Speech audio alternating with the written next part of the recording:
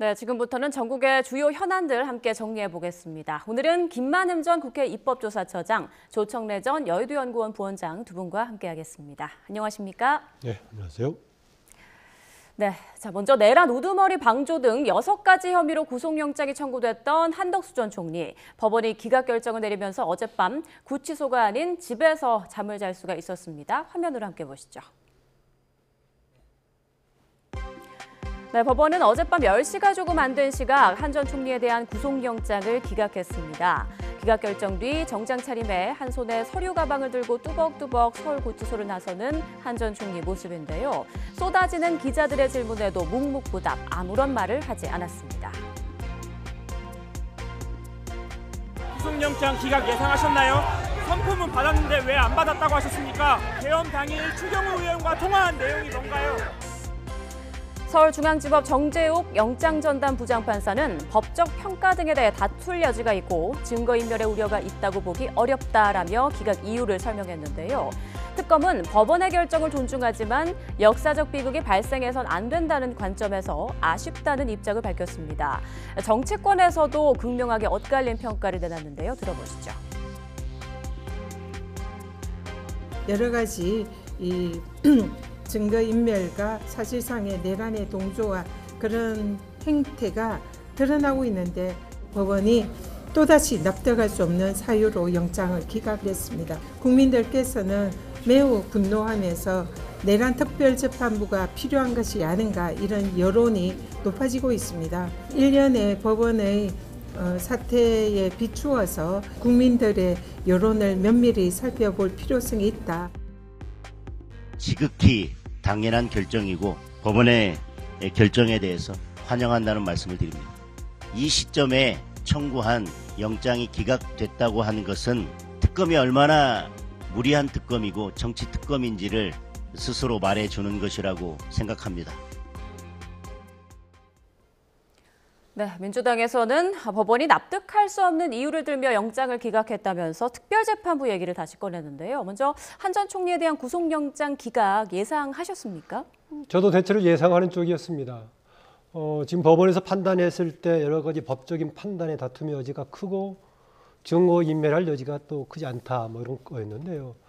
6개 혐의라고 했지만은 사실상 정확하게는 3가지 안건이죠. 하나는 이제 내란 관련 이른바 방조 혐의, 국무회의하고 또 여권의 인사들하고 통화했느냐 관련 문제고, 또 하나는 본인의 회의록 관련 선포문을 소지했느냐 문제 관련 허위 증언 부분 2번째고, 3번째가 사후에 국무회의 회의록 작성했다 폐기했던 문제. 이게 뭐 3개, 4가지 안건으로 혐의가 들어가 있었는데 셋 다 다툼의 여지가 좀 있어 보입니다. 첫 번째로 국무회의를 과연 계엄회를 의결하는 계엄의 책임이 있는 모임으로 보느냐, 아니면 대통령의 심의기구에 불과하느냐 다툼의 여지가 크기 때문에 국무회의에서 했던 발언을 가지고 조금 하는 것은 논란 여지가 큰 부분이고요. 2번째 관련 증언 부분은 확실하게 이미 나왔을 겁니다. 그래서 이것이 이번 여부는 법적인 판단의 문제이기 때문에 증거인멸의 대상이 아닌 것 같고요. 3번째 사후에 국무회의 회의록 작성했던 것은 나중에 판단해 보니까 이게 문제가 될 것 같다. 그래서 폐기했다는 거 아닙니까? 예. 그래서 제가 봤을 때는 만약 이것을 기도했다는 것, 시도했다는 것 자체를 두고는 충분히 법적인 논란에 따져볼 여지가 있지만은 폐기한 걸 가지고 공공문서 관리 기준으로 적용의 대상인가 등등 다툼의 여지가 있습니다. 본인이 판단해 보니까 이렇게 해서는 안 되겠다 해서 나중에 취소한 거 아니겠습니까? 그래서 여러 가지 법적인 다툼에 다 여지가 있는 부분이고 이미 나왔던 것들은 증거가 확보된 부분이기 때문에 저는 법원의 판단이 좀 적절하다 그렇게 봅니다. 네, 지금 국민의힘에서는 이번 구속영장 기각으로 정치 특검이라는 게 드러난 거다라고 주장을 하고 있더라고요. 특검이 자기 역할을 잘 못하면서 짜맞추기 수사를 하고 있는 느낌이 들긴 해요. 지금 처장님께서 말씀하셨지만 주요 혐의라는 게 내란 방조 혐의, 그러니까 비상계엄 선포 과정에서 방조했다는 건데, 방조라는 것은 적극적으로 힘을 행사해서 도운 것을 얘기하는 겁니다.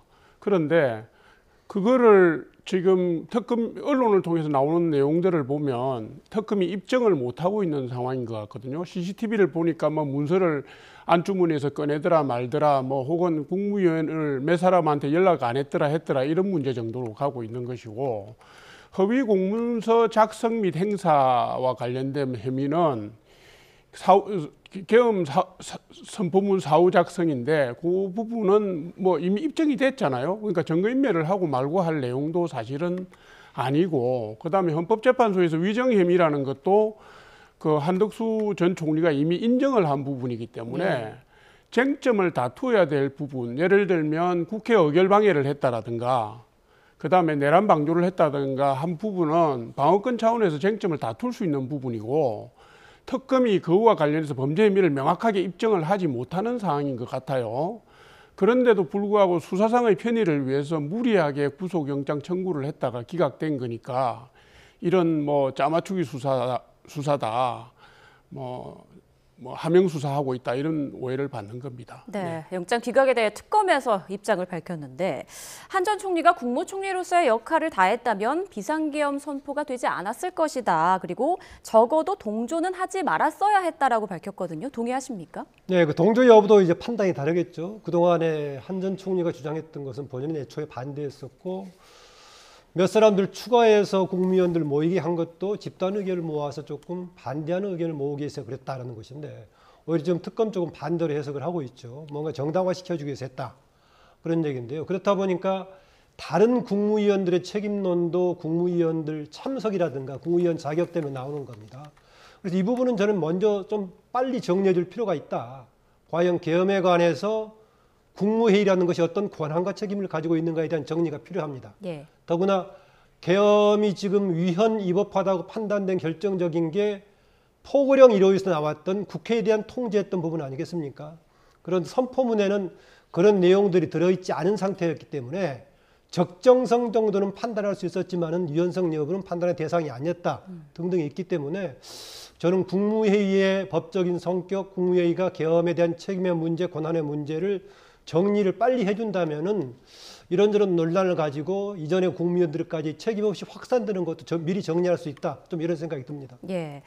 이번 한 전 총리에 대한 영장이 기각됨에 따라 남은 국무위원 소환 등 앞으로 수사에도 좀 제동이 걸리는 거 아니냐, 이런 분석이 나오더라고요.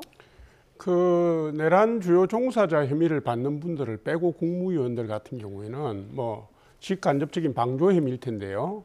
지금 전 국무총리에 대한 내란 방조 혐의, 비상계엄 선포와 관련된 방조 혐의를 특검이 입증을 못해서 그다음 법원으로부터 구속영장 기각이 됐기 때문에 당연히 다른 국무위원들 같은 경우에는 동일한 요건으로 동일하게 구속영장 청구를 하기가 힘들어진 건 사실이고요.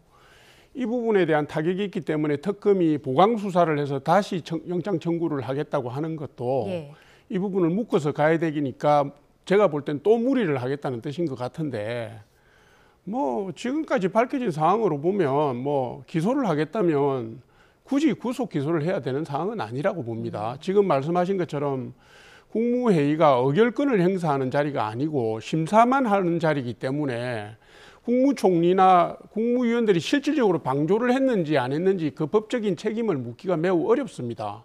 예를 들어서 의결권을 행사했다면 거기서 적극적으로 뭐 의결에 동참한 사람이 있다든가 그걸 권장한 사람이 있다면 모르지만 심의를 하고 배설을 안 했다는 것뿐인데 무슨 법적인 책임을 묻겠다고 하는 것인지 특검이 너무 무리하게 간다, 이렇게 봅니다. 그런데 국무회의 단계에서는 적정성 여부 정도는 판단할 수 있지만은 위헌 위법성을 구체적으로 판단할 단계는 아니었다라고 봅니다. 저는요. 과연 이 국면에서 이런 방식으로 비상계엄이라는 방식으로 대응하는 것이 대통령의 국정 운영에 적절한 방법인가에 대해서는 당연히 문제 제기할 수 있죠. 뭐 한덕수 전 총리는 적절하지 않다라고 했다는 거 아니겠습니까? 다른 뭐 국무위원들도 대부분 그렇게 얘기하고 있고, 이 다음에 이게 위헌 위법성이 구체화된 것은 포고령 1호가 나오면서였습니다.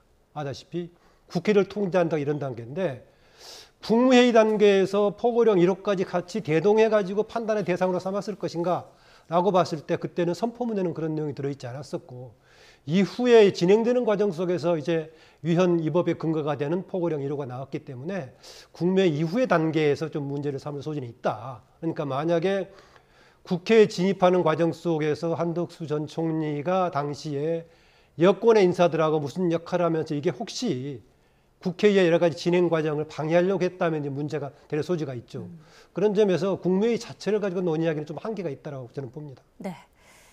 자, 특검에서 영장 재청구를 할지 앞으로의 상황도 좀 지켜봐야겠습니다. 그리고 통일교로부터 불법 정치 자금을 수수한 혐의로 어제 소환 조사를 받은 국민의힘 권성동 의원. 출석할 때도 나는 당당하다, 억울하다라는 취지를 밝혔었는데 조사 때도 진술 거부를 안 하고 적극적으로 좀 소명을 한 것 같더라고요. 네, 그렇다 보면 조만간 판결은 날 걸로 봅니다. 예. 지금 특검에서는 여러 가지 증거 자료하고 관련 진술을 확보했다는 거 아니겠습니까? 그렇게 조사했고 당사자의 이제 피의자의 조사를 받았기 때문에 조만간 아마 특검에서는 여러 가지 방식으로 뭐 할 겁니다. 경우에 따라서는 구속영장을 청구할 수도 있겠죠. 현직 국회의원이기 때문에 국회에서 이제 셰프 동의안 절차까지 들어가야 되고 해서 예. 이거는 뭐 크게 논박이 없이 특검은 확실하게 증거를 확보하고 있고 진술을 확보했다는 거고 권성동 의원은 본인이 지금 100% 지금 결백하다라고 얘기하고 있으니까 조만간 판결이 날 거라고 봅니다. 쟁점이 몇 가지 있어요.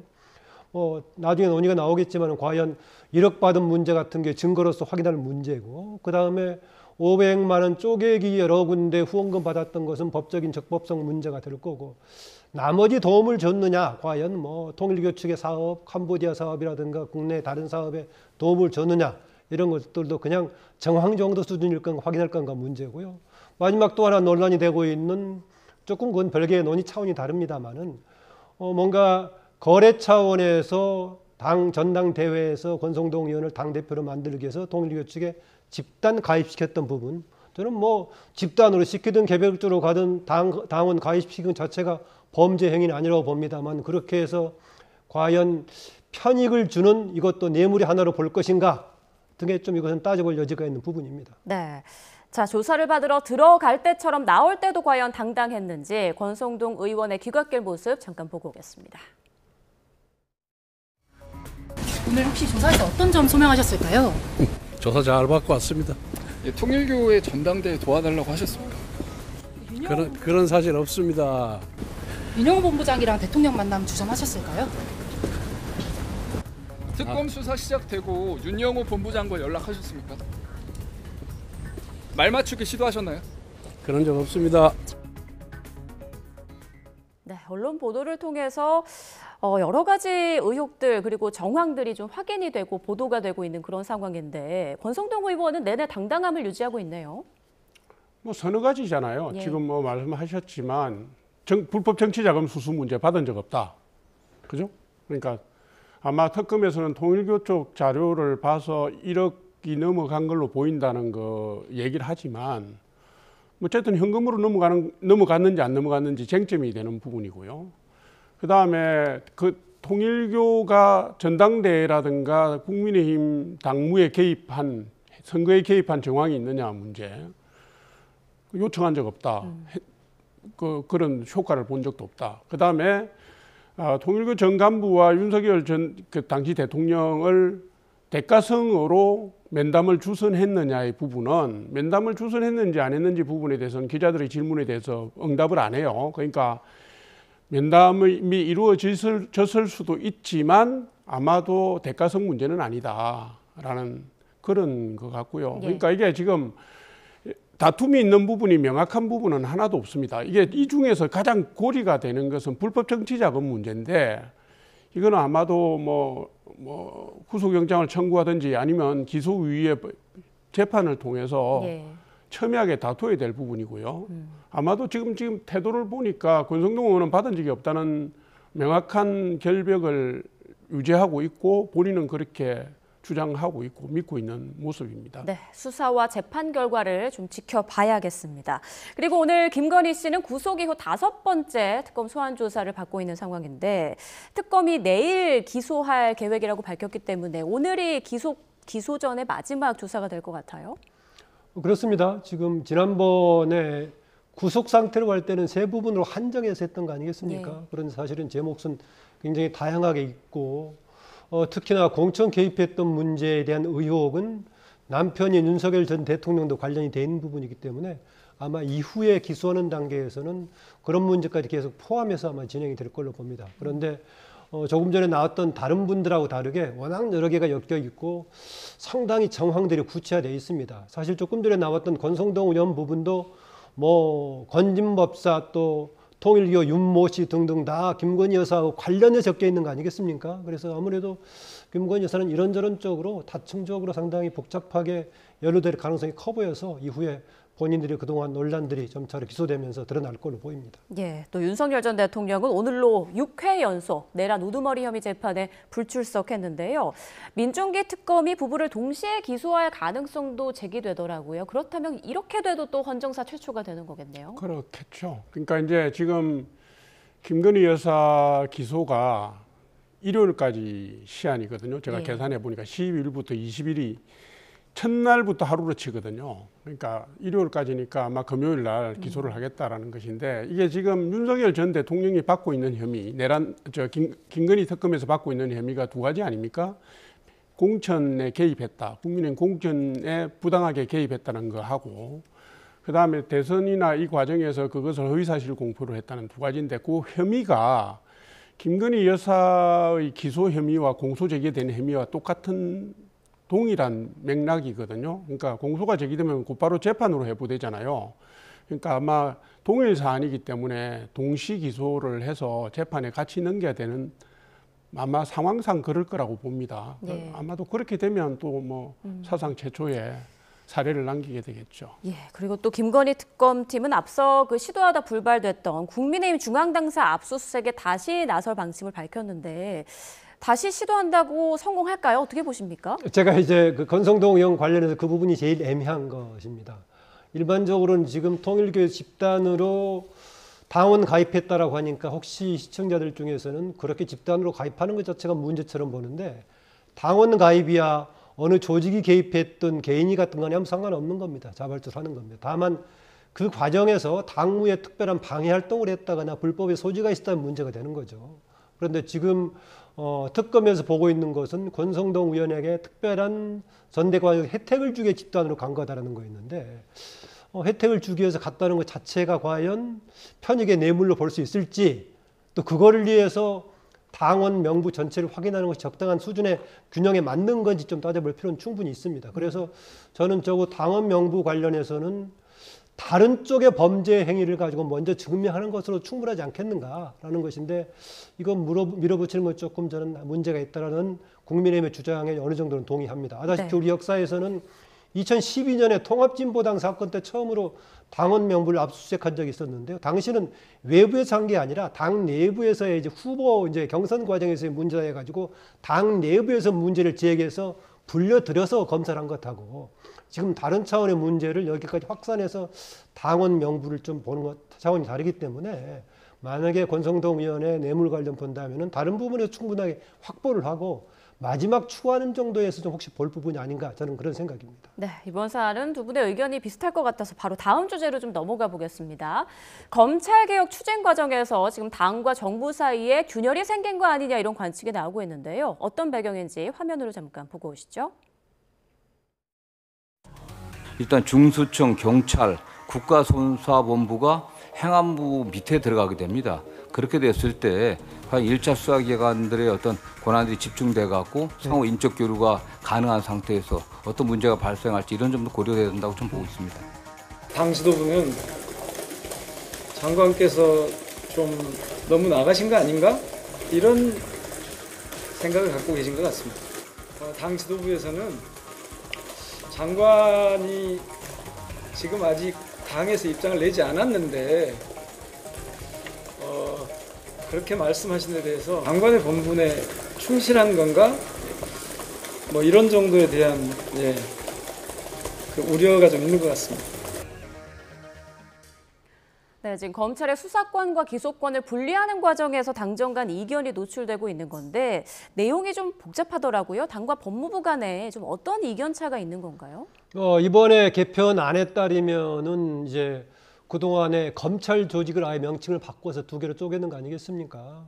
검찰을 공소청에 집중하게 만들고, 또 현재까지 검경 수사권 이렇게 조정이 돼 있습니다만은 검찰이 일부를 직접 수사를 하지 않습니까? 부패 관련이라든가 경제사범, 마약 이런 것들 수사하는데, 그 부분을 떼고 또 국가수사본부에서 경찰에서 하고 있는 중대범죄를 떼가지고 다시 이제 중수청을 이제 만든다는 거 아니겠습니까? 그런데 그걸 만들어서 기존에 당에서 주도했던 안은 그거를 국가수사본부와 더불어서 지금 행자부의 쪽에 둔다는 건데, 법무부 장관 입장 그쪽에 너무 쏠리는 거 아니냐 해서 이것을 법무부에 두는 안을 제기하는데요. 그런데 민주당 쪽에서는 그러면 오히려 기존에 있던 검찰의 권한을 더 강화해 주는 거 아니냐 이런 비판을 하고 있습니다. 저는 그런데요. 현재 검찰 개혁이 왜 하고 있느냐. 두 가지 배경 아닙니까? 하나는 그동안에 검찰들이 권력을 가지고 있는 사람들이 뭔가 도구가 돼가지고 권력을 가지고 있을 때는 그 사람들 앞잡이 노릇을 하고 권력이 무너지면은 샅샅이 뒤지고 이 부분을 없애는 것하고 또 하나는 그러면서 검찰이 특권화되어 있는 것인데 현재 검찰 개혁 방향은 후자만 되어 있습니다. 검찰이 특권화되어 있는 부분을 어떻게 쪼개고 약화시킬 것인가 여기만 되어 있는데 오히려 더 중요한 것은 그동안에 권력의 도구가 되어 있던 검찰의 이런 부분 객관성과 뭔가 중립성을 못 지키는 이런 부분에 대한 전략을 더 중시해야 되는데 자칫하면 후자만 두다 보면은 검찰 개혁이 공적인 목적의 개혁보다는 좀 권력 투쟁에 영향을 받는 이런 것 치우칠 좀 우려가 있어 보이긴 합니다. 예, 앞서 들으신 것처럼 정성호 장관은 좀 확실히 신중한 입장인 것 같고 민명배 의원은 장관 본분 얘기도 하고 장관이 너무 나갔다 이런 발언도 했는데 조국혁신당 황운하 의원은 정성호 장관이 검찰의 감언이설에 속아서 지금 그들의 입맛대로 발언을 해주고 있다 이런 글을 또 올렸더라고요. 아니 검찰을 뭐 근본적으로 역사에서 지우겠다, 공중분해시키겠다는 의지가 민주당 강경파나 조국혁신당 쪽이 강하니까 어떤 안도 지금 귀에 안 들어가는 거예요. 근데 몇 년 전에 공수처를 잘못 만들어서 두고두고 문제가 되는 우를 똑같이 범하고 있거든요. 지금 검찰을 공소청하고 중대범죄수사청으로 나누어서 예를 들면 공소청은 법무부 산하로 그대로 있겠죠. 근데 기소권만 갖게 하겠다는 거 아닙니까? 보안수사권도 못 준다는 거 아닙니까? 그러면 경찰이나 여기서 수사를 해서 국가수사본부에서 수사를 해서 기소를 해달라고 공소청에다가 요청을 하면 공소청에서 미진할 경우에 그걸 보완할 수 있는 권한이 없는 거예요. 그런데도 밀어붙이는 겁니다. 헛껍데기를 만들겠다는 것이고요. 중대범죄수사청도 그렇습니다. 저걸 만들고 나면 저기는 누가 들어갑니까? 수사 주체가 누가 됩니까? 경찰청에서 들어갑니까? 제가 볼 때는 결국 검찰청에서 분화된 조직 일부가 걸로 가야 되는 것이고 수사의 전문성이 있는 인력이 또 갈 겁니다. 그런데 그것을 준사법기관인 검찰의 지금의 검찰의 기능을 행안부 밑에다 두겠다는 거 아닙니까? 국가수사위원회를 만들어가지고 공수처, 경찰, 중대범죄수사청을 뭐 총리실 산하에 두니 행안부 산하에 두니 이게 지금 논쟁이 되고 있는 상황인데 준사법 기능을 갖다가 경찰도 지금 거기에 묶여 있잖아요. 같이 묶어두고 간다는 것은 말하자면 행정권을 통해서 준사법권을 장악해서 나중에 사법권까지 컨트롤 하겠다라는 속내를 드러낸 거거든요. 헌법체계를 무너뜨리는 것이고 견제와 균형의 중대한 원칙을 말살하는 것이기 때문에 제가 볼 때는 아마 법무장관을 하고 있는 사람 입장에서는 매우 조금 조심스러운 측면이 있을 거예요. 제가 보기에는 정성호 장관도 많이 나갔는데 민주당이나 조국혁신당은 통제 불가능한 수준까지 나가 있다. 매우 위험하다 이 얘기를 저는 하고 싶습니다. 그래서 검찰의 특권은 분명히 약화시킬 필요가 있고 뭔가 쪼갤 필요가 있습니다. 쪼갤 필요가 있는데 이게 정말 국가의 뭔가 범죄 예방이라든가 치안 차원에서 얼마나 효율성을 증가시키는 것인가 이 부분은 고민할 필요가 있습니다. 약화시킨 것만 같이 약화되는 거 아니겠습니까? 제가 전에도 그런 얘기했습니다만은 초기에는 되게 이런 검찰이든 모든 제도가 권력의 뭔가 이해관계 속에서 만들어지는 권력 투쟁의 결과로 만들어지지만은 점차로는 이게 국민 민생의 입장에서 개선이 되는 것이 제도 개혁인데 현재 우리나라 지금 검찰 개혁은 민생의 입장에서의 개혁이 아니라 권력 투쟁의 성격이 아주 강해서 좀 신중하게 볼 필요가 있다. 그 점에서 아마 정성호 장관이 지금 속도보다는 뭔가 치밀함이 중요하다는 입장도 저는 충분히 공감이 갑니다. 자, 오늘 오후 민주당 워크숍에 정성호 장관과 민영배 의원이 다 참석할 예정이라고 하는데 여기에서 이 사안에 대한 좀 논의가 이루어질지 좀 또 지켜봐야겠습니다. 자, 미국과 일본 순방을 마치고 오늘 새벽에 귀국한 이재명 대통령이 장동혁 국민의힘 대표와의 회동을 즉시 추진하라고 지시했습니다. 이 대통령의 협치 시도에 힘입어서 경색된 여야 관계가 해빙 국면으로 전환될 수 있을지 관심인데요. 화면으로 함께 보시죠. 네, 이재명 대통령이 귀국하기 전 어제 오후 우상호 대통령실 정무수석이 축하난을 들고 장동혁 국민의힘 대표를 찾아갔습니다. 웃으며 악수를 나눴지만 장 대표 말에는 뼈가 있었는데요. 안타깝게도 우리 정무수석께서 난을 들고 오는 그 와중에도 오늘 본회의장에서는 난이 일어났습니다. 나를 잘 잡아서 왔어야 되는데 나를 잘못 잡아서 와서 여러 가지 좀 불편하신 것 같은데, 어쨌든 우리 장동혁 대표님 취임을 축하드립니다. 네, 어제 국민의힘이 추천한 국가인권위원회 본회의에서 부결된 것에 대한 불편함을 드러낸 건데, 이후 오수석이 전한 이 대통령의 야당 대표 초청 의사에도 반응은 모호했습니다. 기회가 되면 외국에서 회담 끝나고 돌아온 이후에 적절한 날에 초대해서 같이 정상회담 결과도 잘 말씀을 드리고 싶다, 이런 초대의 말씀을 전하라고 하셨습니다. 야당의 대표가 대통령을 만났을 때는 여러 가지 이제 뭐 야당에서 하는 이야기나 이런 것들이 충분히 좀 수용이 좀 잘 되어야 될 텐데, 그런 좀 이렇게 만남이 좀 진행되어야지 그냥 단순한 만남은 큰 의미가 없는 거 아니냐. 여야 대표들 간에도 신경전이 이어지고 있는데요. 정청래 대표는 어제 SNS에 국민의힘 신임 대표에게 묻는다며 5가지 질문을 올렸습니다. 윤석열 전 대통령에 대한 탄핵과 헌재 파면, 그리고 비상계엄에 대한 생각 등을 묻는 질문이었죠. 이에 장동혁 대표는 오늘 최고위원회의에서 그런 정치 공세에 답할 필요가 없다고 일축했습니다. 우선은 질문을 보고 빵 터졌습니다. 전당대회 거치면서 여러 가지로 피로가 쌓였는데 웃음을 주시고, 결론부터 말씀드리면 왜곡과 망상으로 점철된 정치 공세에 대해서는 굳이 제가 답할 필요가 없을 것 같습니다. 더불어 국민의힘 박성훈 수석 대변인은 SNS를 통해 국회의원 회관에서나 본청에서 만나 직접 물어보면 될 일을 왜 SNS에 올리느냐며 정청래 대표를 향해 찐 하남자라고 비판했습니다. 자, 이재명 대통령이 귀국하자마자 장동혁 대표와의 회동을 추진하라라고 지시를 했다는데, 이건 어떤 의미일까요? 아주 바람직한 일이죠. 대통령으로서는 모든 국민을 껴안고 하고, 특히 국회에서는 여야 간에 서로 잘 지내지 못하고 있지만 대통령은 그것도 껴안을 수 있는 그런 역할은 아주 필요하고, 대통령으로서는 또 외교를 마치자마자 국내에 와서 그런 또 일을 할 수 있다는 것이 좋은 기회로 보입니다. 지난번에 다른 사안이 불거졌을 때 그런 얘기 나왔습니다만은 당 대표는 악수하지 않는데 대통령과 같이 만나는다, 이런 얘기 나왔습니다만, 어떤 면에서는 역할 분담도 필요합니다. 대통령은 지금 정당 역할이 아니라 정당 소속이지만은 국민 전체를 대표하는 그 리더이기 때문에 그런 역할이 좀 필요하다고 보고요. 또 더구나 현재 장동혁 대표 체제가 당장은 그렇게 현재 국회 구도를 바꿀 만한 에너지를 갖고 있지 못합니다. 현재 정수 자체도 107명밖에 안 돼서 이것저것 할 수 없는 상황 아닙니까? 아시다시피 무슨 필리버스터를 해도 24시간 지나고 나면 바로 끝나야 되는 이런 그 상황이고 무기력한 상황인데, 그 정도 소수화되어 있지만은 대통령으로서 같이 이끌어가는 게 좀 필요하다라는 생각 들어서 이번에 그런 리더십은 좀 바람직한 국면이라고 봅니다. 네.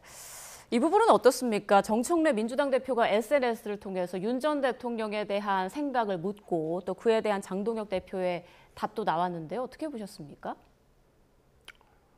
집권 여당의 대표라면요, 품위가 있어야 됩니다.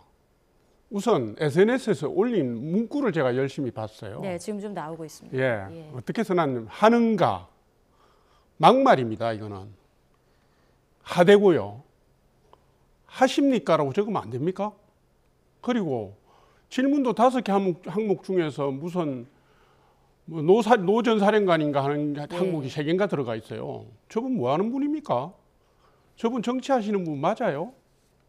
정치적 언어를 저렇게 쓰지는 않습니다. 그리고 아무리 입장이 달라도요, 공당의 대표라면 대표의 격에 맞게 악수를 하고 손을 내민 다음에 메시지로, 언어로 비판을 하는 겁니다. 그런데 저분은 아무것도 안 합니다. 저러니까 대통령도 만나기 싫어하잖아요.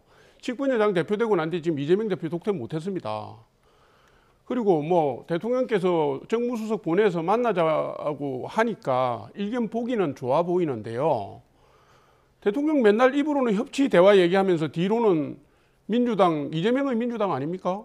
민주당 지금 폭주, 입법 독재, 독주 그대로 그냥 용인하고 계시잖아요.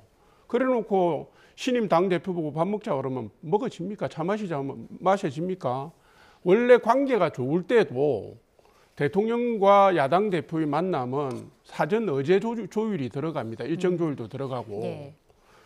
완전히 일방적으로 국민을 상대로 장사하는 거지 않습니까? 좋은 모습 보이고 자기는 선한 이미지 쌓고 이런 상황에서는 당장은 제가 볼 때 만남이 만들어지기는 힘들고 정청래 대표와도 사실은 저게 지금 신임 당대표가 되고 나면 인사를 하러 가야 되는데요. 아마 국민의힘 지도부가 굉장히 난감할 겁니다. 어떻게 해야 되나. 참 상황이 그렇습니다. 안타깝습니다. 네. 조 부원장 지적대로라면 지금 현재 그 정청래 대표 등이 엄청 자충수를 두고 있는데요. 저는 그렇다면 이런 기회에 국민의힘이 조금 더 국민들에게 지지를 잘 받아서 경쟁력을 가져서 서로 자충수를 두는 일이 없도록 네. 좀 정당 정치에 긍정적인 에너지를 좀 키워왔으면 생각합니다. 네, 알겠습니다. 두 분 의견 들어봤고요. 자, 앞서 이제 장동혁 대표가 우상호 수석이 난을 들고 왔을 때 지금 국회 본회의에서 난이 벌어지고 있다 이런 말을 했죠. 국민의힘에서 추천한 국가인권위원 후보들이 민주당의 자율투표 방침에도 선출이 부결된 건데요. 과거 논란의 발언과 또 이력들 때문으로 보입니다. 어떤 내용인지 화면 보면서 설명드리겠습니다. 네, 먼저 국민의힘이 인권위원 후보로 추천한 이상현 숭실대 교수입니다. 3년 전 세미나에서 성관계를 하고 관련 교육을 받는 10대는 우울과 자살 위험이 높고 대학도 잘 못 간다라고 말을 했습니다. 민주당이 문제 삼고 있는 발언들 직접 들어보시죠. 이런 10대들은 그렇지 않은 10대들보다 우울할 가능성이 높고 자살할 가능성도 더 높습니다. 실제 성관계를 한 사람들이 절제를 하지 못해서 그런지 고교 대학 진학 가능성도 좀 떨어지는 부분들이 있습니다. 동성애를 싫어한다는 것도 당연히 할 수 있는데 동성애 자를 싫어한다. 요거 하나 유감 표명을 했습니다. 네, 또 다른 후보자는 우인식 변호사인데요. 사랑제일교회 정광훈 씨 변호를 맡은 이력이 있는데 가짜 역사서로 평가받는 환단고기를 옹호하기도 했습니다. 이미 일제식민사관 이전에 고려 후기에 아주 그런 자주성이 상실된 역사의식이 이미 주류로 자리 잡았고 환단고기가 주는 긍정적인 효과로 민족사의 지평을 확대를 할 수가 있다. 네, 자, 문제 발언들 들어보셨는데 이 발언들에 대해서 어떻게 생각하시는지 그리고 어제 국회 본회의에서 벌어진 상황에 대한 의견도 여쭙겠습니다. 네, 발언 자체만 보면 이것만 놓고 보면 사람들이 좀 보기에 좀 극단적인 입장 아니냐 그런 생각을 가질 수 있을 겁니다. 우연하게 제가 한 20몇 년 전에 인권위원을 했습니다만 예. 그때도 제 앞 사람이 부결된 적이 있었어요. 국회에서 부결되기도 합니다. 지금 논란이 되고 있는 것은 민주당 쪽에서 봤을 때 너무 좀 극단적인 사람 아니냐 해서 당 내부에 이런저런 사람들이 부결시켜야 되는 호소를 하고 다녔어요. 조 부원장 잘 아시겠지만 보통의 당파적 입장에서 이런 문제를 관철시키려고 할 때 교섭단체 대표들이 서로 물밑에서 만나서 좀 이런 한계가 있지만 이번에는 조금 서로 협조를 해달라 이런 정도 일이 벌어지면서 관철이 되는 건데 현재 여야 관계가 그런 뭔가 협의도 안 되고 있는 상황 같습니다. 그리고 이제 국민의힘에서 이걸 두고 비판을 할 때 정당 추천이라고 하는 것은 사실상 정당의 몫이기 때문에 어느 정도 존중해야 된다라고 얘기하는데 그것만 주장할 수 없을 것입니다. 어느 정도 정당이 바라는 방향의 사람을 추천하는 것은 맞지만은 그래도 정당이 추천하지만은 국가인권위원회라는 전체를 대표하는 국민을 대표하는 사람이기 때문에 어느 정도 보편성을 확보하는 사람이 같이 추천하면서 국민들 보기에도 약간의 정당성의 치우침은 있지만 그래도 뭔가 그래 보편성을 안고 있는 사람을 추천해야만이 정당의 책임 몫을 주장할 수 있지 않는가 저는 그런 입장에 동의를 합니다. 네, 조 부원장님 생각도 들어보겠습니다. 지금 국가인권위원회가요. 상임위원 4분에 비상임위원 7분으로 구성되어 있고 그중에 4사람을 국회 추천으로 하고 있습니다. 국회 추천에 여야 각각 2명씩인데 그런 협의 구조를 만들어 놓은 것은요. 이미 협치와 견제와 균형의 원칙을 적용한 겁니다. 그래서 역대 국회가 각 당의 추천 몫에 대해서 시비를 건 적이 없습니다. 그런데 바로 한 달 전에 인권위원회 국민의힘 추천 몫에 대해서 민주당이 시비를 걸어서 보류를 시켰습니다. 그래서 통과시키기 위해서 새로운 인물을 내세웠는데요. 뭐 이런 겁니다. 뭐 누구를 변호했느니 어디 가서 강연을 잘못했느니. 그리 따지면 지금 그런 식의 보편성을 따지면 지금 국무회의에 국무위원으로 들어가 있는 이재명 정부의 장관 중에 문제없는 사람 누가 있습니까? 그리고 오늘 송원석 원내대표가 그런 발언을 했던데 전 현직 의원도 살인자 변호하지 않았습니까? 그러니까 이게 뭐 우리가 국회에서 훌륭한 전통으로 가져온 협치의 모델이 있으면 조금 못마땅해도 가는 겁니다. 국민의힘은 민주당이 추천한 인사가 다 뭐 마땅해서 간 게 아니거든요. 그리고 국민의힘이 어석이 107석이라고 자꾸 말씀을 하시는데 우리나라 헌정사상 민주당이 80석 전후를 가진 적이 매우 많았습니다. 그때도 국회가 이렇게 운영된 적은 없습니다. 당장 지금부터 13, 14년 전에도 당시에 그 한나라당이 170석을 가지고 있었어요. 그때도 법사위원회나 이런 걸 관행대로 다 갔습니다. 세력이 많으면 힘이 많으면 마음대로 해도 된다는 식으로 가는 건 헌법유린입니다. 그건 하면 안 돼요. 왜 자꾸 이렇게 무리를 하는지 오만하게. 결국 부메랑이 돼서 돌아갈 거라고 저는 생각합니다. 민주당이. 말씀하신 대로 소수라고 배제하면 당연히 안 됩니다. 그런데 거기에서 버틸 수 있는 힘은 80몇 석밖에 안 됐다고 하더라도 국민 다수의 지지를 같이 받아야 됩니다. 그러니까 현재는 상대적인 소수지만은 소수임에도 불구하고 조금 더 힘을 받으려면 국민의힘이 국민들의 보편적인 지지를 받는 쪽에 노력을 해야 된다 이 말씀을 좀 드리고 싶고 또 하나 그동안의 관행으로 봤을 때 그 정도는 협치 차원으로 해주는 것이 맞다는 말에 동의를 합니다. 그러나 향후의 방향은 조금 더 정당의 입장을 존중하는 쪽보다는 국민들의 보편적인 민심에 부합하는 사람들이 국회의원이든 다른 추천 자리든 이런 수렴하는 방향으로 발전하는 게 바람직하다 좀 그렇게 생각합니다. 네. 자, 이 대통령이 아마도 협치를 위해서 좀 노력을 할 것 같은데요. 여야 간 냉기가 좀 수그러질지 앞으로 좀 지켜봐야겠습니다. 네, 두 분과는 여기서 인사 나누겠습니다. 김만흠 전 국회 입법조사처장, 조청래 전 여의도연구원 부원장과 함께 전국 상황 짚어봤습니다. 고맙습니다.